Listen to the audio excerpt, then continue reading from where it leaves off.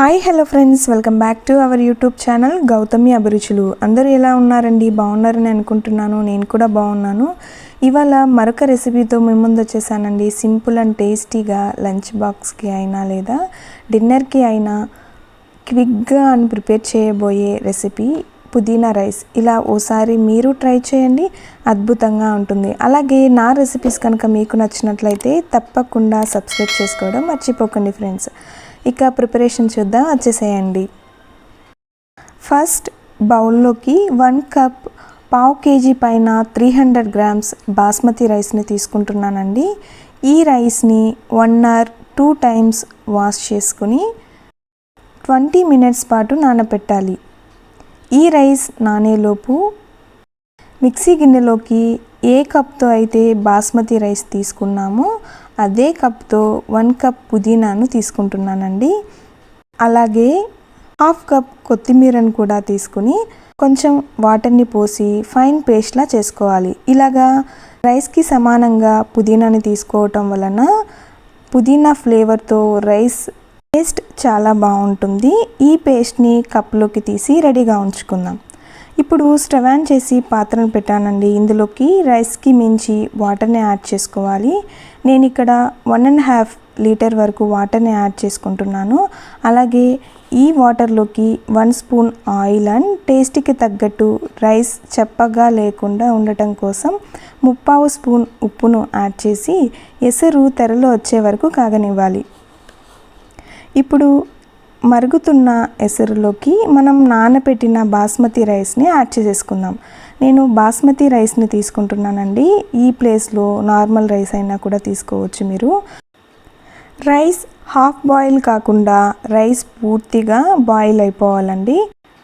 మనం దగ్గర ఉండి మరీ ఎక్కువగా బాయిల్ కాకుండా మధ్య మధ్యలో రైస్ని పట్టి చూస్తూ ఉండాలి.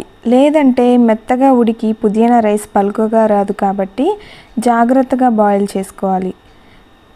ఎలా బాయిల్ అయిందో చెక్ చేద్దాము. చూడండి ఫ్రెండ్స్, పర్ఫెక్ట్గా బాయిల్ అయింది. ఇప్పుడు స్టవ్ ఆపి ఇలా హోల్స్ ఉన్న పాత్రలోకి అయినా లేదా వెడల్పాటి పాత్రలోకి అయినా చిల్లుల గరిటి సహాయంతో రైస్ని మరొక పాత్రలోకి షిఫ్ట్ చేసి ఆరబెట్టుకోవాలి. ఈ ప్రాసెస్ అయిన తర్వాత స్టవ్ ఆన్ చేసి మరొక ప్యాన్ పెట్టాను. ఇందులోకి 2 స్పూన్స్ గీని మరియు 1 స్పూన్ ఆయిల్ని యాడ్ చేసి హీట్ అయిన తర్వాత మసాలా దినుసులు దాల్చిన చెక్కలు 2, లవంగం మొగ్గలు 4, ఇలాచీ 3, స్టార్ అనైస్ 1, పావు టీ స్పూన్ మిరియాలు, పావు టీ స్పూన్ జీలకర్ర, వీటన్నింటిని యాడ్ చేసి వేపుకోవాలి. ఆ తర్వాత 1 కప్ ఆనియన్స్ అండ్ 6 to 7 పచ్చిమిర్చి ముక్కలను స్పైసీకి తగ్గట్టు యాడ్ చేస్తున్నాను. మరలా మనం కారం అనేది యూస్ చేయం కాబట్టి పచ్చిమిర్చి స్పైసీ సరిపోతుందండి. అలాగే 2 బిర్యానీ ఆకులను వేసి వీటన్నింటినీ లైట్ గోల్డ్ షేడ్ వచ్చేంత వరకు వేపుకోవాలి. నెక్స్ట్ 1/2 టీ స్పూన్ అల్లం వెల్లుల్లి పేస్ట్, పావు కప్ జీడిపప్పులను వేసి వేపి ఇప్పుడు గ్రీన్ పేస్ట్ని యాడ్ చేసుకుందాం. గ్రీన్ పేస్ట్ అంటే అదేనండి, పుదీనా కొత్తిమీర పేస్ట్. అలాగే పసుపు పావు టీ స్పూన్ వేసి పచ్చి వాసన పోయి ఆయిల్ పైకి తేలేంత వరకు వేపుకోవాలి. ఇలా ఫ్రై అయిన తర్వాత ఇందులోకి బాయిల్ చేసి ఆరబెట్టుకున్న బాస్మతి రైస్ని యాడ్ చేసి ఈ పుదీనా ఫ్రై అంతా కూడా రైస్కి పట్టేలా ఈవెన్గా కలుపుకోవాలి. చూస్తున్నారుగా ఫ్రెండ్స్, కలుపుతుంటేనే తెలుస్తుంది ఎంత పలుకుగా అండ్ ఎంత గ్రీనీగా ఉందో. రైస్ పర్ఫెక్ట్ అండి. టేస్ట్ చూసి సాల్ట్ తక్కువ అనిపించిన మరలా యాడ్ చేసి కలుపుకోవచ్చు.